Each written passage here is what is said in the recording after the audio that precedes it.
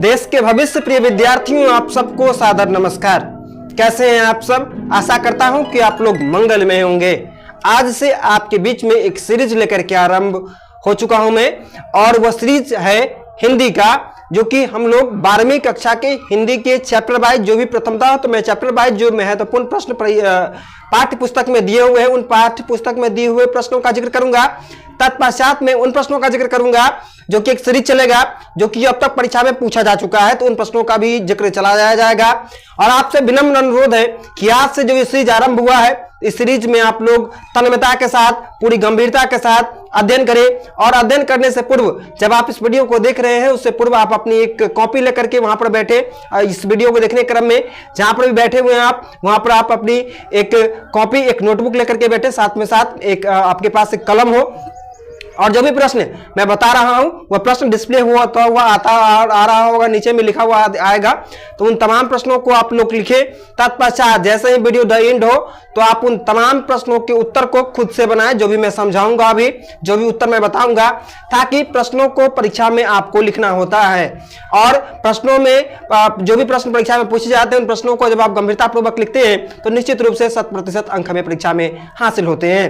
तो किसी भी प्रश्न को इग्नोर नहीं मार के चलना है। जिन प्रश्नों को इग्नोर मार कर चलिएगा, अधिकांशतः देखिएगा कि जिस चीज से हम लोग जितना डरते हैं वह चीज हमें उतना ही पीछे, हमारे पीछे घूमते रहता है। अगर कमरे में यदि आप आए और एक बार यदि आप मान ले, रात्रि में यदि आप आते हैं, दिन में यदि कोई व्यक्ति बड़ी बड़ी बातें क्यों ना कर ले, मगर रात्रि में जब कोई व्यक्ति आता है और यदि आपके मन में डर यदि समाया हुआ है, तो कमरे में रखा हुआ एक दीपक भी आपको भूत की तरह नजर आएगा। अर्थात आप अपने मन में यदि डर को स्थापित कर लेते हैं, तो हर एक वस्तु में आपको डर की आभास होगी। वहीं आपका हौसला, आपकी हिम्मत यदि मजबूत है, तो आपको डर सताएगा नहीं। तो किसी भी प्रश्न को साधारण समझ कर नहीं चलना है, अर्थात हर एक प्रश्न को विशेष समझना है, और जिंदगी की कीमत को समझते हुए अपने अंदर नियमित रूप से परिवर्तन लाना है, ताकि हम लोग अपनी एक अलग पहचान समाज में बना सके। तो इन्हीं मंगल शुभकामनाओं के साथ आज का सेशन हम लोग आरंभ करते हैं। तो प्रथम चैप्टर में आपके बीच में जो लेकर के आया हुआ हूं, उस चैप्टर का नाम है बातचीत, जिसके लेखक हैं बालकृष्ण भट्ट, जिनका जन्म 23 जून 1844 ईस्वी को हुआ था, इलाहाबाद उत्तर प्रदेश में। और इनकी मां का नाम पार्वती देवी था और इनके पिताजी का नाम बेनी प्रसाद भट्ट था। तो यह साहित्य जगत के एक ऐसे अनमोल सितारे जिन्होंने विविध रचनाओं का सृजन किया, और विविध रचनाओं के सृजन करके लोगों के अंतर्मन में सकारात्मक विचारों के अनगिनत दीपक को प्रज्वलित करने का कार्य किया। शुरुआत में मैं भूमिका के रूप में ये बातें जो बता रहा हूं, इन बातों को यदि आपको कहा जाए, 5 नंबर वाला यदि प्रश्न रहे और कहा जाए कि बातचीत निबंध का सारांश लिखें, तो आप लोग इन बातों को लिख सकते हैं। अब जिस निबंध को लेकर के आज मैं आपके बीच में मौजूद हूं, उस निबंध का नाम तो आपने जाना कि बातचीत है। और बातचीत निबंध एक ऐसा निबंध है, जैसा कि नाम से ही पता चल रहा है, बातचीत। तो बातचीत के बारे में इसमें विस्तार पूर्वक जानकारी दी गई है कि बातचीत का उत्तम तरीका आखिरकार होता क्या है, किस प्रकार हमें अपनी बात को दूसरों के समक्ष रखना चाहिए, और जब हम अपनी बात को किसी दूसरों के समक्ष रखते हैं तो इसका क्या प्रभाव होता है और इसका क्या कुप्रभाव होता है। यदि हम लोग सप्रेम अपनी बात को दूसरों के समक्ष रखते हैं तो इसका सकारात्मक प्रभाव होता है। वहीं हम यदि अपनी बात को नकारात्मक ढंग से, अर्थात ऐसे ढंग से प्रस्तुत करते हैं जिससे कि श्रोता कहीं न कहीं हमसे कुप्रभावित होता है, तो इसका दुष्प्रभाव भी होता है। तो अतः हमें अपनी बातचीत को पूरी गंभीरता के साथ, पूरी तन्मयता के साथ लोगों के बीच में प्रस्तुत करना चाहिए। जब हम बातचीत करते हैं तो इससे हमारे चरित्र की पवित्रता का परिचय होता है। वहीं यदि हम लोग कुछ ऐसा बोल देते हैं जिससे कि सामने वाले व्यक्ति के मन को और वचन को कहीं न कहीं ठेस पहुंचता है, तो यकीनन ऐसी मान्यता होती है कि हमने अपने जीवन में बातचीत का हुनर सीखा ही नहीं। तो इन्हीं बातों को बातचीत निबंध अपने अंदर समेटे हुई है। इन्हीं बातों को यह निबंध प्रदर्शित करती है, जिसके रचयिता है बालकृष्ण भट्ट। बालकृष्ण भट्ट ने इस अध्याय में इन्हीं बातों का जिक्र किया है। उन्होंने कहा है कि हमें बातचीत करने के क्रम में एक गंभीरता बरतनी चाहिए। हम क्या बोल रहे हैं इस बोलने से पूर्व हमें स्वयं से बातचीत कर लेनी चाहिए, अर्थात हमें यह जान लेना चाहिए कि हम बोल क्या रहे हैं। देखिए, ये बातें जो मैं बोल रहा हूं, इन बातों को आप लोग बालकृष्ण भट्ट द्वारा रचित बातचीत का सारांश प्रस्तुत करने के लिए जब कहा जाए तो उस क्रम में यह लिख सकते हैं। इसको 10 गुना 20 गुना करके भगाइएगा नहीं, स्किप नहीं कीजिएगा। मैं अपने वीडियो सेशन में ऐसी कोई भी बात नहीं करता हूं जो आपके हित में नहीं है, अर्थात आपके समय को बर्बाद करती है। एक एक कही गई बात आपके हित के लिए है, तो भगाने का प्रयास नहीं कीजिएगा। और भगाने के लिए इसलिए नहीं कहता हूं वीडियो को, क्योंकि मैं अपने वॉच टाइम को बढ़ाना चाहता हूं। मैं अपने वॉच टाइम को नहीं, बल्कि मैं आपके जीवन की अवधि में मिली सफलता की गाड़ी की रफ्तार को तेज करने का प्रयास करता हूं। मैं चाहता हूं कि आप लोग इतनी अच्छे ढंग से अध्ययन करें ताकि आप लोग से भविष्य में जब कोई छोटा बच्चा भी आपसे जब कोई सवाल पूछे जो कि आपसे जूनियर क्लास में पढ़ता हो, तो आप उसको बता सके। तो अध्ययन करने का मतलब ही यही होता है कि हम लोग जो अध्ययन करते हैं वो दूसरों के बताने के काबिल भी बने। तो अब हम लोग चलते हैं बिना देरी किए हुए इस पाठ से पूछे जाने वाले उन प्रश्नों की ओर जो कि पाठ्य पुस्तक में भी उद्धृत है। तो अब हम लोग चलते हैं प्रश्न की ओर। तो प्रथम प्रश्न आपके बीच में है कि अगर हम में वाक शक्ति न होती तो क्या होता। अर्थात वाक शक्ति कहा जाता है बोलने की शक्ति को, है ना। तो अगर बोलने की शक्ति आपके मास्टरबा के अंदर नहीं होता, जो कि सामने में आपके कैमरे के सामने में खड़ा है, तो वो आपको क्या बोल पाता जी। हम आते इशारा उशारा करके चले जाते, आप सोचते कि जी क्या इशारा कर रहा है जी, इशारा करने से हमारा कुछ समझ में नहीं आया।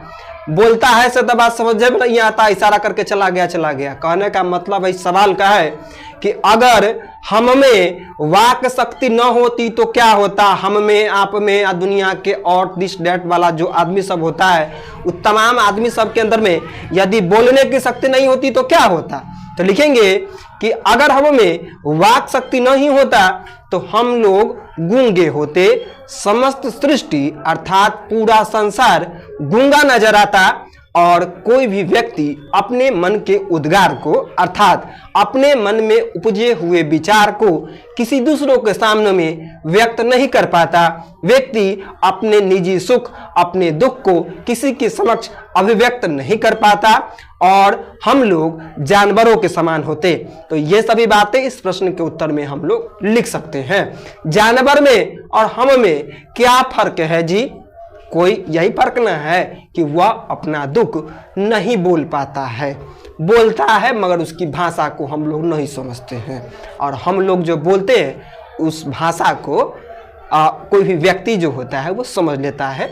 हमारे शरीर के अंदर कोई यदि शारीरिक पीड़ा हमें होती है अथवा मानसिक पीड़ा होती है तो हम लोग डॉक्टर के पास जाते हैं और अपने मानसिक जो हमारी जो पीड़ा होती है, शारीरिक पीड़ा जो होती है, उस पीड़ा को हम लोग अभिव्यक्त कर देते हैं और तुरंत डॉक्टर साहब पुर्जा भर पन्ना पुर्जा में दवाई लिख देते हैं और अब फौरन जाते हैं मेडिसिन स्टोर पे और दवाई ले लेते हैं और भूजा की तरह दवाई फाँकते हैं और हम लोग ठीक हो जाते हैं। तो हम लोग डॉक्टर के पास अपनी पीड़ा कहते हैं तभी ना वो दवाई लिखते हैं जी। चेहरा पढ़ करके आपको माथा दर्द कर रहा है कि केस दर्द कर रहा है कि नाखून दर्द कर रहा है, इससे डॉक्टर साहब को क्या पता कि आपके शरीर में कौन सी पीड़ा है। जब तक हम लोग नहीं कहते हैं अपनी पीड़ा, तब तक डॉक्टर साहब हमारी पीड़ा को समझ करके पन्ना नहीं भरते हैं। और जो ही हम कहते हैं धड़ाधड़ सुनते रहते हैं और चश्मा को नीचे झुका करके, अपनी आंख को नीचे झुका करके अपनी कलम से लगातार पुर्जा में दवाई के नामों को भर देते हैं और हम लोग दुकान में जाते हैं और हमारा पन्नी भरा जाता है और जेबी खाली हो जाता है, अर्थात हम पैसा दे देते हैं। तो वाक शक्ति नहीं होता तो क्या होता, तो हम लोग लिख देंगे। अगला सवाल हमारे बीच में है कि आर्ट ऑफ कन्वर्सेशन क्या है। तो लिखेंगे आर्ट ऑफ कन्वर्सेशन का अर्थ है, आर्ट ऑफ कन्वर्सेशन बातचीत करने की एक ऐसी कला है जिसमें बातचीत कुछ इस ढंग से प्रस्तुत किया जाता है ताकि सुनने वाले व्यक्ति के कानों को सुख मिले, अर्थात सुनने वाला व्यक्ति हमसे प्रभावित हो। और बातचीत करने की यह कला जो है सो यूरोप के लोगों में अधिक प्रचलित है। लिखेंगे आर्ट ऑफ कन्वर्सेशन बातचीत करने की एक कला है जो कला यूरोप के लोगों में अधिक प्रचलित है और यह बातचीत करने की एक ऐसी कला है जिसमें बातचीत कुछ इस ढंग से प्रस्तुत किया जाता है ताकि सुनने वाले व्यक्ति के कानों को सुख मिले, अर्थात उसको खुशी प्राप्त हो। इसके पश्चात तीसरा नंबर प्रश्न है, बातचीत के संबंध में बेन जॉनसन और एडिसन का क्या विचार है? तो लिखेंगे बातचीत के संदर्भ में बेन जॉनसन का विचार है कि बातचीत के द्वारा ही मनुष्य का वास्तविक साक्षात्कार होता है, अर्थात व्यक्ति के चरित्र का पता जो है वो बातचीत के द्वारा होता है। वहीं एडिसन का मत है कि बातचीत हमेशा दो व्यक्तियों के बीच में होनी चाहिए। बातचीत के बीच में यदि कोई तीसरा व्यक्ति यदि घुस जाता है, अर्थात तीसरा व्यक्ति शामिल हो जाता है, तो वो बात एक जगह पर नहीं रहती है, बल्कि वो बात कोसों दूर तक चली जाती है ना। तो बातचीत करने का उत्तम तरीका क्या है? तो बातचीत करने का उत्तम तरीका है कि बातचीत हमेशा दो व्यक्तियों के बीच में हो। जो ही बात तीन व्यक्तियों के बीच में होती है तो वो बात कोसों दूर चली जाती है। दो व्यक्ति बात कर रहा है, ठीक है, तीसरा व्यक्ति यदि उसमें प्रवेश कर गया, तीसरा व्यक्ति यदि शामिल हो गया, वह उस बात को सुनेगा, तीसरा चौथा को कहेगा, चौथा पांचवा को कहेगा, और 5 से हो जाएगा 50 और 50 से हो जाएगा 100। आज जैसे कि आप लोग जानते भी होंगे देहाती परिवेश में या फिर अन्य शहरी परिवेश में भी देखते होंगे आप लोग कि अच्छी खबरें जो होती है ना, उसकी आयु कम होती है, वो कुछ ही समय में अपना दम तोड़ देती है। वहीं पर कोई यदि खौफनाक टाइप का यदि खबर होगा तो वो काफ़ी विस्तृत पूर्वक अपनी पहचान बना लेती है। इसके पश्चात अगला इंपॉर्टेंट प्रश्न है कि मनुष्य की बातचीत का उत्तम तरीका क्या हो सकता है? इसके द्वारा वह कैसे अपने लिए सर्वथा नवीन संसार की रचना कर सकता है? तो लिखेंगे मनुष्य की बातचीत करने का सबसे उत्तम तरीका जो है वह आत्म वार्तालाप है, अर्थात हम बातचीत जो करें तो बातचीत करने से पूर्व सर्वप्रथम हम लोग अपने आप से बातचीत करें। आत्म वार्तालाप का मतलब क्या है? हम लोग अपने आप से बातचीत करें कि हम लोग भूल क्या रहे हैं, है ना।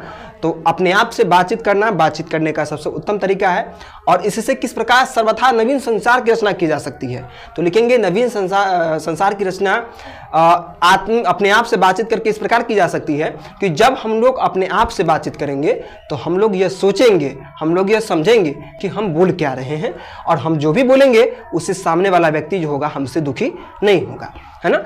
तो हम लोग किसी के मन को आहत नहीं करेंगे, हम लोग किसी के दिल को ठेस नहीं पहुंचाएंगे। तो इस प्रकार क्या होगा? इससे नवीन संसार की रचना होगी। ना तो हम किसी का दिल दुखाएंगे, सभी लोग एकतापूर्वक रहेंगे और बिना किसी झंझट, बिना किसी विवाद की स्थिति में लोग अपने जीवन को व्यतीत करेंगे। तो इस प्रकार नवीन संसार की रचना होगी, है ना। इसके पश्चात अगला इंपॉर्टेंट प्रश्न है, जो भी प्रश्न नहीं समझ में आता होगा ना तो एक बार पुनः पीछे कर दीजिएगा, फिर से सुनिएगा। जैसा बता रहा हूँ ना वो गूगल बाबा भी नहीं बताएंगे। गूगल बाबा पर बहुत सारा वेबसाइट है, समझ करके अध्ययनों उपरांत आपके बीच में यह प्रश्न का उत्तर प्रस्तुत करने का प्रयास कर रहा हूँ, ताकि आप लोगों एक बार यदि सुन लेंगे आप लोग तो आपको वो प्रश्न सदा के लिए आपके मानस पटल पर अंकित रहेगा और आप अपने धिया पुता को बताने के भी काबिल बन जाएंगे। इस प्रकार आपको बताने का प्रयास किया जा रहा है, इसलिए ध्यान से सुनिए। अगला प्रश्न है, सच है जब तक मनुष्य बोलता नहीं तब तक उसका गुण दोष प्रकट नहीं होता। व्याख्या करें। सच है जब तक मनुष्य बोलता नहीं तब तक उसका गुण दोष प्रकट नहीं होता। तो ध्यान रहे, जब व्याख्या करने वाला प्रश्न रहे ना, स्वप्रसंग व्याख्या करने वाला प्रश्न, तो प्रथमतः आप लिखें कि वह पंक्ति कहाँ से लिया गया है, उसके रचनाकार कौन है। तो लिखेंगे हम लोग जो प्रस्तुत पंक्ति बातचीत निबंध से ली गई है, जिसके रचयिता बालकृष्ण भट्ट हैं, और बातचीत के लेखक बालकृष्ण भट्ट ने इस पंक्ति के माध्यम से कहा है कि सच है जब तक मनुष्य कुछ बोलता नहीं तब तक उसका गुण दोष प्रकट नहीं होता। जब हम लोग कुछ अच्छा बोलते हैं तो इससे हमारा गुण प्रदर्शित होता है, अर्थात हमारा गुण दिखता है, और जब हम लोग कुछ गलत बोल देते हैं तो इससे हमारा दोष प्रकट होता है, अर्थात हमारा अवगुण प्रकट होता है ना। तो इस पंक्ति के माध्यम से यही बताया गया है कि हम लोग कुछ ऐसा बोलें जिससे हमारा गुण प्रकट हो, अगर हम कुछ गलत बोलते हैं इससे हमारा दोष प्रकट होता है। इसलिए बातचीत करने के क्रम में पूरी सावधानी बरतनी चाहिए, है ना। तो यही इस पंक्ति का मूल उद्देश्य है। अगला प्रश्न है, बातचीत निबंध का केंद्रीय भाव क्या है। तो लिखेंगे बातचीत निबंध का केंद्रीय भाव। केंद्रीय भाव कहने का मतलब क्या है पता है? बातचीत निबंध का केंद्रीय भाव या फिर किसी भी चीज की किसी भी पाठ की का केंद्रीय भाव यदि आपसे पूछे ना तो आप लोग क्या लिखिएगा पता है? लिखना है हमें कि उस निबंध में आखिरकार बताया क्या गया है। तो क्या बताया गया ये तो मैंने शुरू में ही आपको बता दिया है कि लिखेंगे बातचीत निबंध का केंद्रीय भाव यह है कि इस अध्याय में यह बताया गया है कि बातचीत का उत्तम तरीका क्या होता है, बातचीत के द्वारा किस प्रकार व्यक्ति के चरित्र और व्यक्तित्व पर प्रभाव पड़ता है। बातचीत यदि अच्छे ढंग से व्यक्त की जाती है तो इससे व्यक्ति का साक्षात्कार होता है, व्यक्ति की चरित्र के विषय में पता चलता है। वही बातचीत यदि गलत ढंग से प्रस्तुत की जाती है तो इससे हमारे दोष का प्रकट होता है ना। तो ये सब बातचीत का केंद्रीय भाव है। और बातचीत निबंध की मदद से का केंद्रीय भाव यह भी है कि इस पाठ की मदद से यह बताया गया है कि हम लोग जो भी कुछ बोलते हैं तो इससे सामने वाला व्यक्ति के ऊपर प्रभाव पड़ता है और उसके सामने हमारी गलत छवि भी बन सकती है और हमारी अच्छी छवि भी बन सकती है। तो हमें यह प्रयास करना चाहिए कि हम लोग कुछ इस तरीके से बातचीत करें, इस तरीके से बोले ताकि सामने वाला व्यक्ति हमारी बातों से प्रभावित हो, सामने वाला व्यक्ति जो है सो हमारी बातों से प्रभावित हो और हमसे प्रसन्न रहे। तो इस तरीके से हमें बातचीत करनी चाहिए। तो ये इस पाठ का मूल संदेश और मूल अर्थ है। अगला प्रश्न है इस पाठ से कि विभिन्न व्यक्तियों की बातचीत का विषय क्या होता है। तो लिखेंगे विभिन्न विषयों की विभिन्न व्यक्तियों की बातचीत का विषय क्या होता है। तो लिखेंगे विभिन्न व्यक्तियों की बातचीत का विषय भिन्न भिन्न होता है। जैसे दो बुजुर्ग व्यक्ति, जैसे इसमें दो बुढ़ों की बातचीत क्या होती है। जब दो बुजुर्ग अर्थात दो बूढ़ा व्यक्ति यदि आपस में बातचीत करे तो वो क्या बातचीत करता है, तो वो पुराने जीवन की बातचीत को करेगा कि हमारे ज़माने में 1 रुपए में 10 किलो चावल मिलता था, हमारे ज़माने में 4 आने में 40 किलो दाल मिलता था, हम लोग अलुआ खा करके सो जाते थे, पैसा नहीं था इसलिए पढ़ नहीं पाए, पैसा रहता तो हम भी कुछ बेहतर कर पाते, हमको भी नौकरी लग जाता, नौकरी टोकरी के भाव में हमारे ज़माने में मिला करता था, आज नहीं मिल पा रहा है। अरे हमारा ज़माना का बात आज के ज़माने में कहाँ है। तो दो बुजुर्ग व्यक्ति जब बात करेगा तो इस प्रकार का बात होता है। जब दो बुढ़ी आपस में बात करेगी तो वो क्या बात करती है, तो जो दो बुढ़ी बैठेगी आपस में तो अपनी बहू की शिकायत करती है। तो लिखेंगे विभिन्न व्यक्तियों की बातचीत का अलग अलग तरीका है, सबका उदाहरण दे दीजिएगा। लिखेंगे जब दो बुढ़ी आपस में बातचीत करती है तो क्या करती है, अपनी बहू की शिकायत करती है, अपनी बेटी दामाद की प्रशंसा करती है। जब दो विद्यार्थी आपस में बातचीत करते हैं तो क्या कर देते हैं, तो अपनी प्रशंसा करते हैं। जो क्लास का तेज बच्चा होता है उसकी हिनाई करते हैं, जो कमजोर बच्चा होता है उसकी खिल्लियाँ उड़ाते हैं। तो विभिन्न व्यक्तियों की बातचीत करने का अलग अलग तरीका है। तो कुछ एक उदाहरण दे दीजिएगा, हो जाएगा। अगला प्रश्न है इस पाठ से, व्याख्या करें हमारी भीतरी मनोवृत्ति प्रतिक्षण नए नए रंग दिखाती है, यह प्रपंचनात्मक संसार का एक बड़ा भारी आईना है। हमारी भीतरी मनोवृत्ति प्रतिक्षण नए नए रंग दिखाती है और यह प्रपंचनात्मक संसार का एक बड़ा भारी आईना है। तो लिखेंगे प्रस्तुत पंक्ति बातचीत निबंध से ली गई है जिसके रचयिता बालकृष्ण भट्ट है।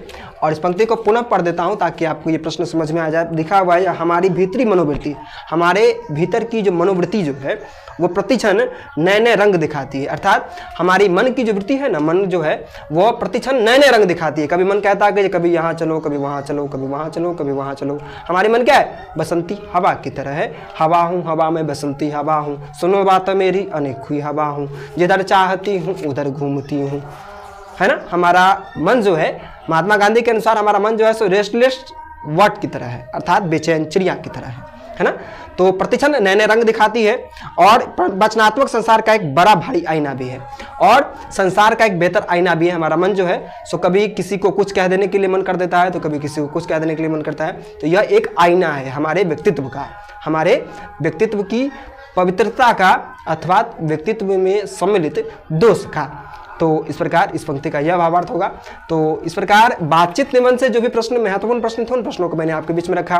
आप लोग मन से पढ़ते रहिए, अपने माता पिता के सपनों को साकार कीजिए और अपनी मुट्ठी को भींच लीजिए कि मुझे भविष्य में कुछ बेहतर करना है। एक संकल्प लीजिए कि मुझे अपने परिवार के भविष्य को बेहतर करना है, मतलब करना है। और जो आप लोग ठान लेंगे ना उसे पूरा भी कर लेंगे।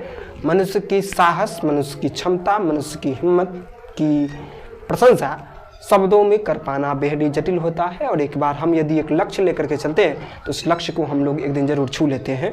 तो लक्ष्य को हम लोग छू सके इसके लिए आवश्यक है कि हम लोग आज की तैयारी अच्छे ढंग से करें, अर्थात हम लोग अच्छे ढंग से पढ़ें। निश्चित रूप से हमारा भविष्य जो है वो स्वर्णिम होगा। धन्यवाद।